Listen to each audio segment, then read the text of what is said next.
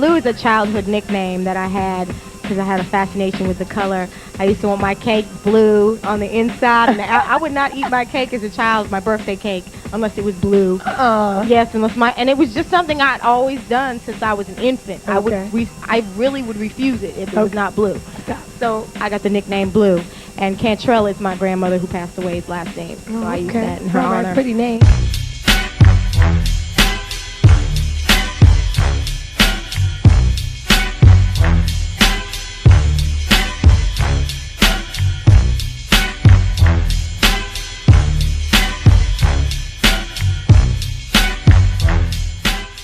In the early 2000s, one voice cut through the R&B noise with a soulful, jazz-inflected grit that felt both vintage and brand new.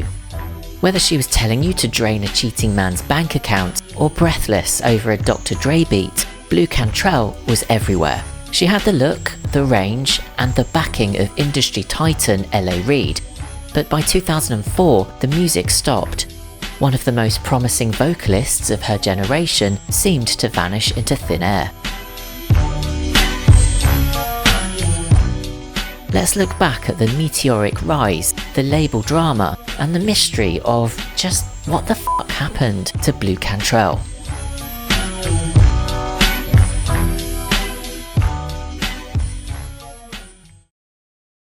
I always listened to jazz as a child. It was something that was always in my house, and Manhattan Transfers.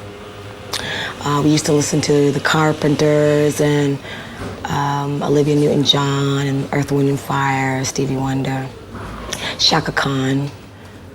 It's real cool. Who are your biggest musical influences? Well, I listen to a lot of gospel. I listen to Kim Burrell. Yes. And yes, I love Kim Burrell. I think she's outstanding. Karen Clark, all the Clark sisters, Vanessa Bell Armstrong, Daryl Coley. I listen to Stevie Wonder, Donny Hathaway. All right. I listen to a lot of everything. I love Aretha Franklin, Shaka Khan. Yes. I love Shaka Khan, Whitney Houston. All the greats. I just love them. I think I always wanted to be a performer since I was very young. It was something that I knew I wanted to do. It was the only thing I ever did, actually. So I felt like, that's what I really wanted my goal to be. And fortunately, I'm here to be able to say I'm doing it, so I feel very blessed. My mom wouldn't let me do it until I was 18. And I left home probably around 17 and went to New York City to try to pursue it. I had a lot of odd jobs. I did voiceovers, I did backgrounds, I sang at jazz clubs. I did background for P. Diddy, Bad Boy. I did a lot of things, to try to get to where I wanted to be. My sister got in a car accident, and I was in the hotel, and someone came up to me and said I looked like a singer. But it really was a pickup line, and I took my mom and my family, and we went to the studio, and I sang, and they signed me, and like 2 weeks later, I had a record deal. He didn't believe I could sing the way I sang. He heard a song I did and called Till I'm Gone, that was on the first album, and he didn't believe it was me, so he said, sing it live. I sang it live, and he signed me, Blu Cantrell, real name Tiffany Cobb, was cutting her teeth in the late 90s as a professional backing vocalist. In 1999, she caught her first break in the girl group 8th Avenue, mentored by the legendary Teddy Riley. They recorded a wealth of material, but momentum stalled. The songs were shelved and the group split. But talent like hers doesn't stay hidden. While staying in Atlanta, Blu met producer Tricky Stewart. He originally wanted her for a different girl group, but after one session, he realized she was a solo powerhouse. Tricky was so convinced that he moved her into his home to work on her craft full time. When it came to showcase her for Arista Records executive Antonio L.A. Reid, Blu didn't just sing, she performed a song she wrote herself. Reid offered her a contract on the spot. A massive bidding war erupted between labels, but Blu stayed loyal to the man who saw her vision first. To craft her debut, L.A. Reid paired her with the Avengers of R&B production, Dallas Austin and Jimmy Jam and Terry Lewis. They did tracks for me. I wrote and sang, and they produced them. They had a studio, access to a studio, so we just kept making songs. And we literally had the whole album done before We even signed the papers. I'd been in studios several times before. I'd been robbed and ripped off. I think I was a demo singer, and they used to usually pay you standard $500 a session. And it was so funny because when I got my deal and had done a showcase, the same person that robbed me for like $500 for a session ended up being in the studio while I was there with the president of the label. And I said, I remember you owe me $500. It was so ironic, I just couldn't believe it. It was just like, wow. He gave me my $500 right then too. I said, you're not leaving until you do. So Jimmy Jam and Terry Lewis did 2 songs. Dallas is very good friends with Tricky, and they both do favors for each other. So he did a favor for him, and he did a favor for him, and Hit 'Em Up Style was actually very low price for the song. It ended up being #1 for 11 weeks in the US, so Grammy nominated, so it was pretty cool. When I first heard it, I was like, I don't know if I want to talk about taking anybody's money, but I really loved the song, and I felt like, this is something a lot of women relate to, and I definitely want to make music for women, so I said, let's go ahead and do it, and we agreed upon making that the first single. We went from there, and literally weeks later, it was #1. I didn't even believe it. I was like, yeah, right. I couldn't believe it.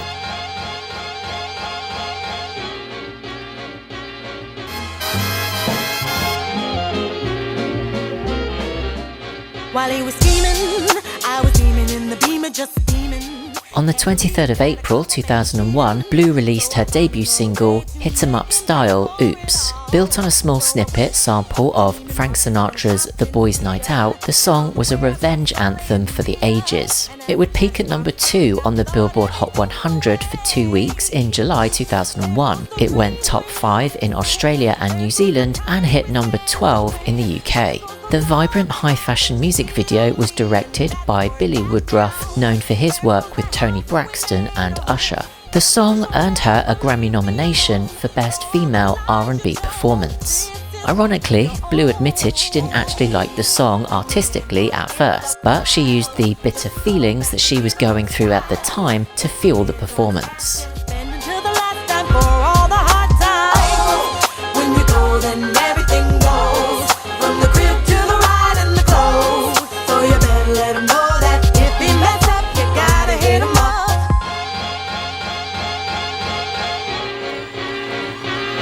While he was bragging, I was coming down the hill just a dragging. All his pictures and his clothes in the bagging. Sold everything else till there was just nothing left. And I paid all the bills about a month too late. It's a shame we have to play these games. The love we had just fade away, away. There goes the dreams we used to say. There goes the times we spent away. There goes the love I had, but you cheated on me, and that's all that now. There goes the house we made a home. There goes you'll never leave me alone. For all the lies you told, this is what love. Hey, ladies, when your man wanna get buck wild, just fall back and hear my style. Put your hands on his cash and turn to the last night for all the hard times. When you're golden, everything goes. From the crib to the ride in the pros. You better let him know that if he messed up, you gotta hit him up. All of the dreams you sold left me out in the cold. What happened to the days when we used to trust each other? And all of the things I sold will take you until you get old. To get them back without me, 'cause vengeance better than money, you say.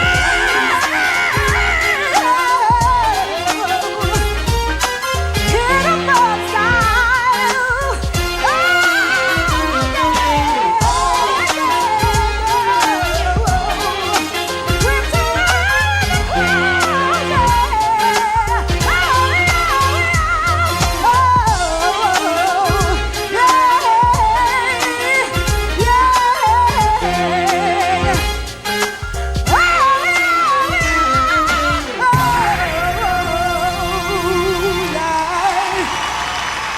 Well, LA called me himself and told me, he said, Blu, he's like, your song is #1 today. and I was totally ecstatic. He's always the one to call me with the good news. Like when they said I was nominated for a Grammy, he called me. He always calls his artists and really, connects with them and spends time with them. I think that was a blessing. I think it was a blessing, and I think it's like playing the lottery, and to be able to say you have one number one is amazing. Some people work their whole lifetimes to try to achieve that, and to be able to do that on the first try is definitely a blessing, something not to take advantage of. Follow-up single, I'll Find a Way, was released on the 30th of July 2001. While it didn't replicate the crossover success of Oops, it peaked at number 15 on the Billboard Bubbling Under Hot 100 and performed well on R&B radio. It came from my heart, thought all that we shared would last forever. Where did things go wrong? What happened that made things fall apart? Why, I just don't know. It's so hard to let go of someone I used to call my own. But I'll find a way. I'll get over you one day. Oh.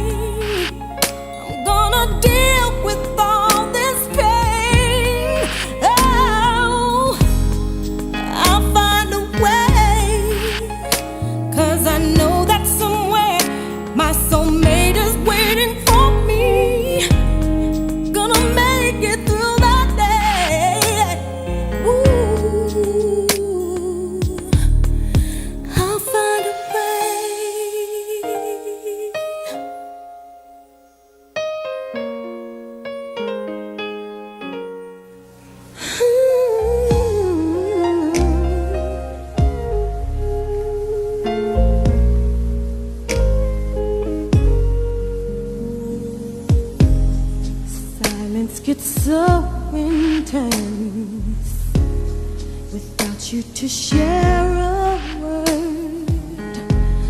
I really miss your presence. This loneliness feels awkward, but I won't call you, I refuse. I'd rather lay here by myself in the dark, crying my heart out. Wish these tears could erase all the memories of you, but they can't. I'll find a way. Released on the 31st of July 2001, her debut album, So Blue, was a commercial success, debuting at number 8 on the Billboard 200 with 89,000 copies sold in its first week. It eventually went gold in the US and Canada. So Blue was released in the UK and Europe much later in March 2002, but failed to receive any chart success. My soulmate is waiting for me, gonna make it through that day. Whoa, 'cause what hurts today in time will fade away. When you told me goodbye, oh, I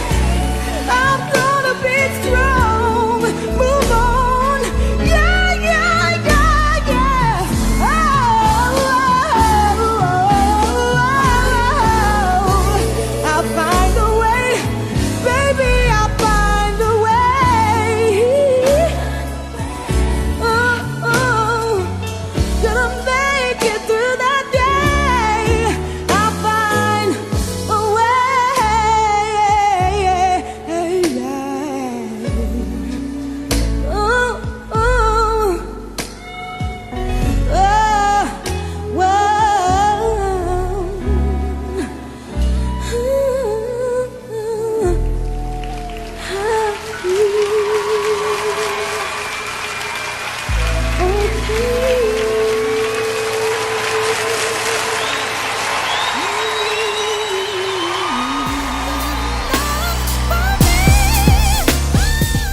third and final single, Till I'm Gone, was released on New Year's Day 2002. It was a more soulful, mid-tempo track that failed to chart on the Hot 100 but reached number 52 on Billboard's R&B hip-hop chart.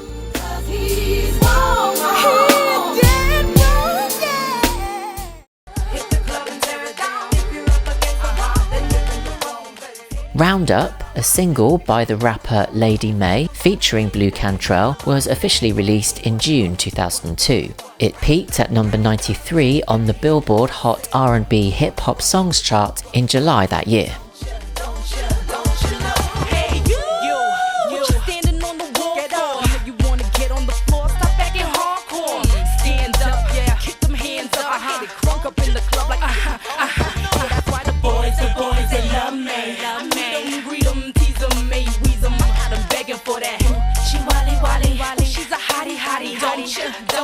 Don't you know that 5'6" frame off the chain, in the fast lane, came to switch up the game. From the dirty south to NY, we be doing our thing, baby. Goodbye for now, till I see you again. Everybody, hit the club and tear it down. If you're up against the wall, then you're in the wrong place. Any players not allowed. Everybody up in the crowd, don't hesitate, come by and now. Let me hear you all say, round up, round up. Let me hear you all say,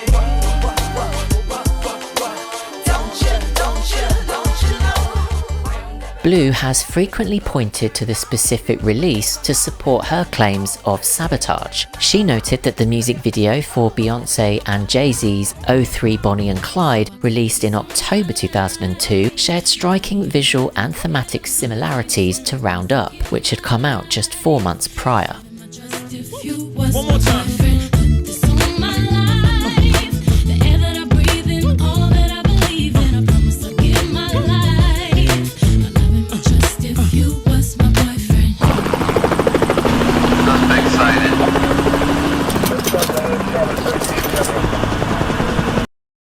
So who's worked on your album with you? Pretty much the same people that worked on the last album. We have Mike City, we have Soul Shock and Carlin, we have Shep Crawford. You know, we have a lot of different people on the album. I think I was more prepared for the second album and what was to come, because I think the first album was practice for the second album and a lot of hard work. I didn't really work with a lot of people. This is my second album, and I didn't really work with anyone on the first album. This album, I just wanted to bring in some friends, you know. I was a fan of Sean Paul's Give Me the Light, and I said, you know, let's get this guy on the album before he really blows up, and everyone else is gonna want him on their song. And we got him first, and you know, he just like I said, he's just major. Amazing recording artist. It's just that I'm too damn big to pay attention to him, that's the difference. What's the difference between me and you? You talk a good one, but you don't do what you're supposed to do.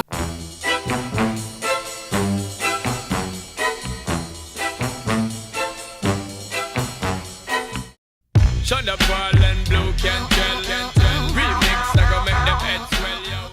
Lead single Breathe was originally released in November 2002, with a remixed version featuring Sean Paul following in February 2003. The track used a reimagined Dr. Dre instrumental. While it only reached number 70 in the US, it was an absolute juggernaut abroad. In the UK, it spent 4 weeks at number 1 in August 2003, becoming the 8th biggest seller of the year. This time, the visuals were handled by the legendary Hype Williams.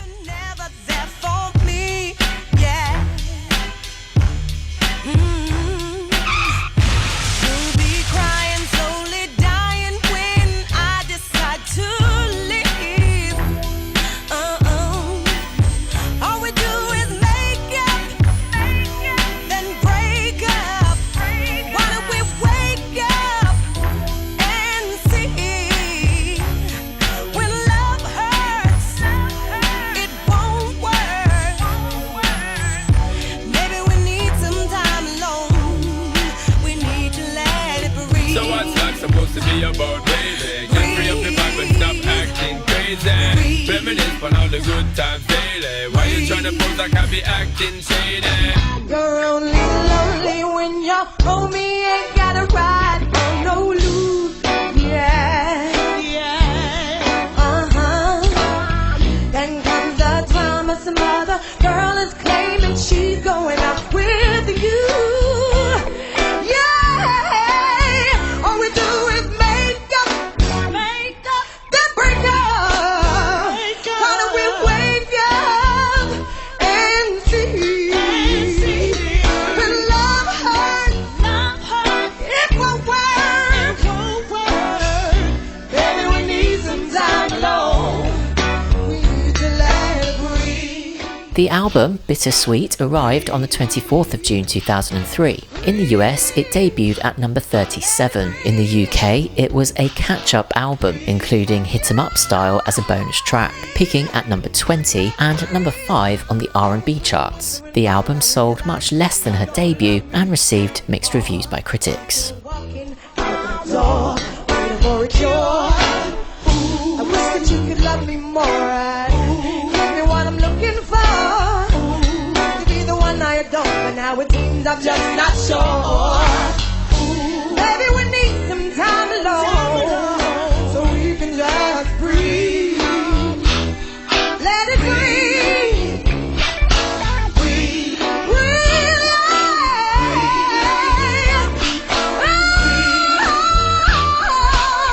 Let it breathe.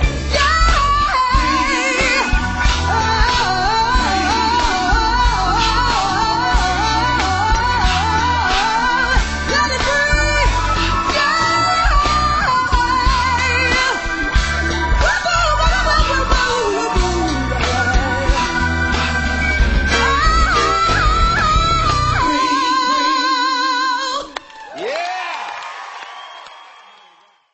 I think that, I think there's a lot more up-tempos on this album.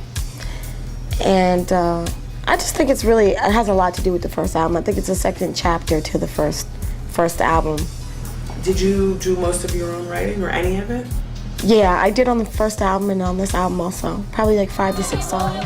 The friction between Blu and Beyoncé would reach boiling point in 2003 when Beyoncé also collaborated with Sean Paul on her track Baby Boy, just as Blu Cantrell's own Sean Paul assisted hit was dominating the global charts. A move Blu's camp viewed as a calculated effort to hijack her momentum and monopolise the R&B dancehall crossover sound.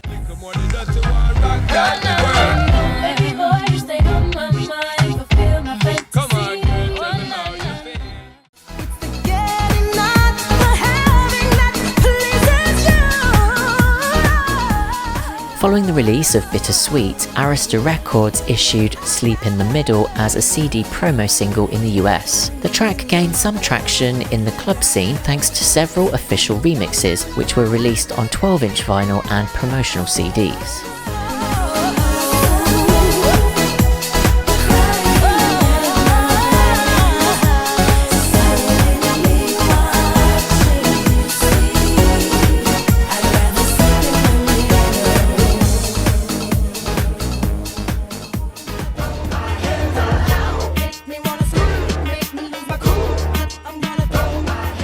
The final single, Make Me Wanna Scream, was released in October 2003. Despite another Hype Williams video, it failed to chart in the US, but reached number 24 in the UK and number 6 in Romania.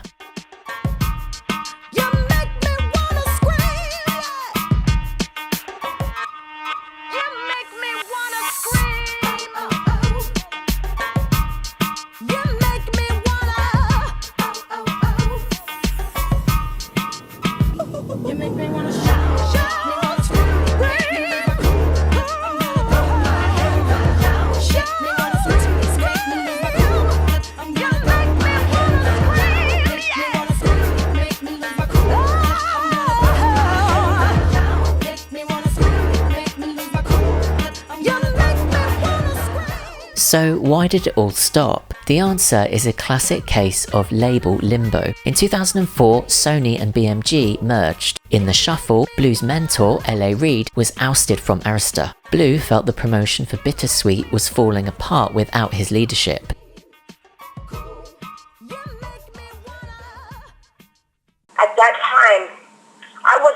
of it, but you know what? Ellie Reed was my mentor, and he pretty much taught me everything I know about the business, and I have the highest respect for him. And you know what? I don't think I've never met a person more amazing than him. But he basically was asked to leave. So, as president of, BMG Arista. Okay. And that's when all of this chaos happened, and there was a shuffle, and they weren't doing their work. And that's why there was really no promotion push in the U.S. That happened right when Breathe was released. Yeah. And that might be why it didn't do as well there. Yeah. You know what I'm saying? But everywhere else in the world, it did. The only place it didn't go number one and go number one for 5 or 6 weeks, it would go 14 weeks in other countries, is because they took the man that made me who I am out of his power position. I was aware that they had to renew at the same time that they let him go. They had to renew my contract. Renew the option to renew. Yeah. And they didn't, due to the process of trying to take all of these artists and put them somewhere else and take them to this label and Usher to here and to here and Avril Lavigne and Dido. All of this stuff is happening. So in the midst of all of that, they forgot to renew my contract. Yeah. So I was a free agent because they didn't renew it, because they didn't catch it in time. Yeah. So it was actually a good thing. But for me, I'm an artist. It's different for artists because not too many artists. When artists do magazines like that, it's a whole other realm.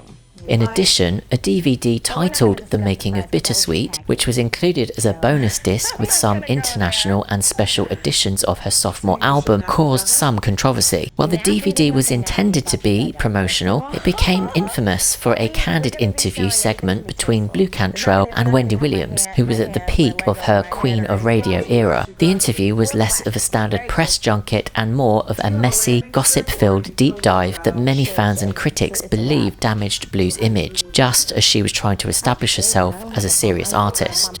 The DVD intended to show her personality, but instead showcased her lack of media training. After she left her label, she would go on to appear in the stage play Gossip, Lies and Secrets in 2007 and NBC's Celebrity Circus in 2008. 30, 40 miles per hour. It's so much fun. I look like, an NBC bird right now. I look like the peacock. I'm totally representing for NBC. Did you fuck Jay-Z? Oh my God! I heard he's hung like a horse, Blue. Oh, you didn't know Beyonce? Ladies and gentlemen, I'd like to introduce.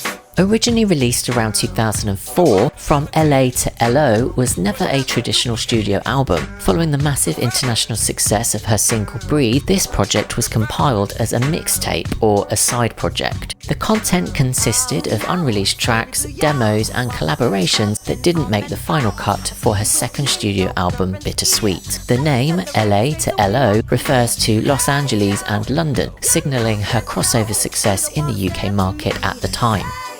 For years, it was considered an unofficial bootleg or a shelved third album that leaked. However, the 2023-2024 digital re-release suggests that her current distribution under the So Blue imprint has claimed the material to make it available for fans officially.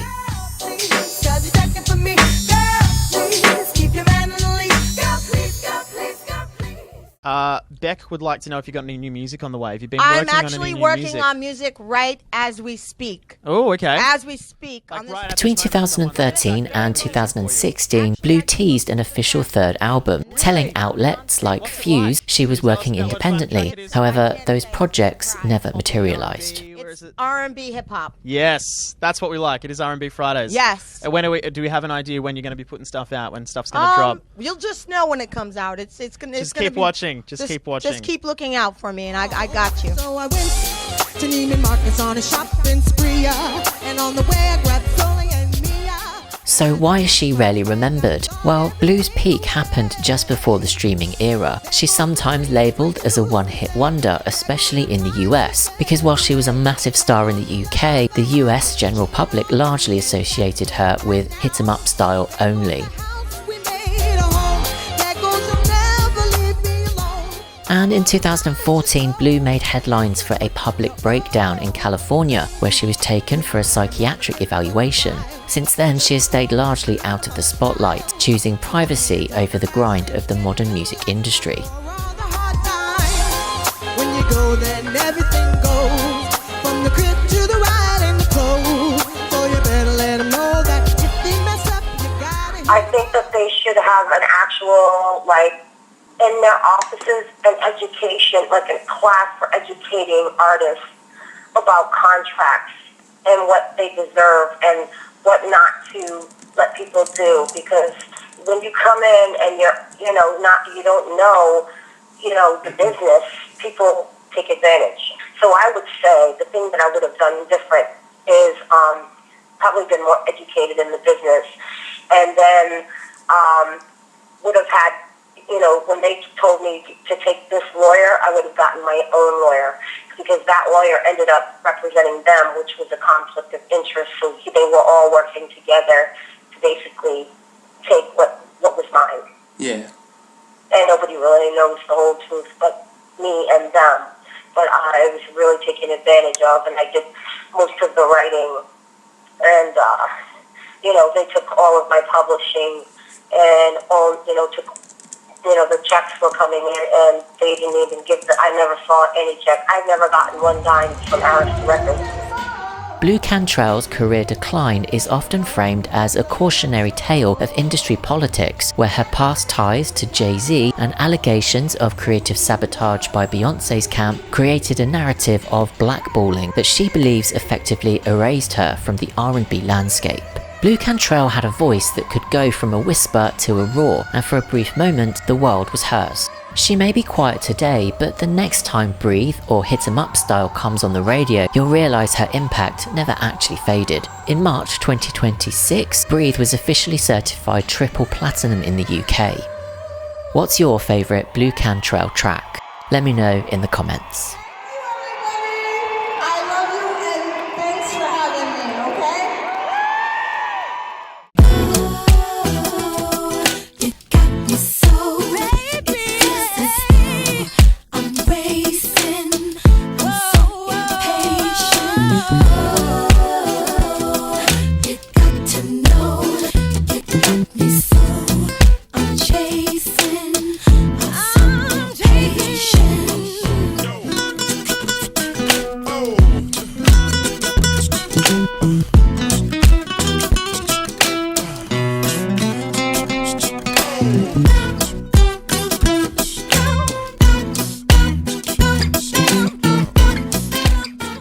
Hi, thank you for watching this video and supporting the channel. Myself and Izzy, we really appreciate it. Just to let you know that the Buy Me a Coffee link is still in the description below, but we're also bringing back Pop Underrated Patreon. So if you would like to support the channel on a regular basis, you can do so now by clicking on the link in the description below and subscribing for just £5 a month. You'll get early access to the videos ahead of them going live on YouTube, as well as your name at the beginning of every video. We'll be doing regular polls, questions and answers, things like that, so that you can get more interactive and more involved in what the future content on the channel will look like. Buy Me a Coffee will still be active as well, so if you don't wish to become a subscribed member, you can just click on the link and buy me a coffee whenever you feel like it, and there is no subscription required. Thank you so much for your continued support, your likes, your comments, the people that have subscribed, those who haven't, what are you waiting for? But truly, thank you so much. I really hope that we can grow this channel even further, and I appreciate your support along the way.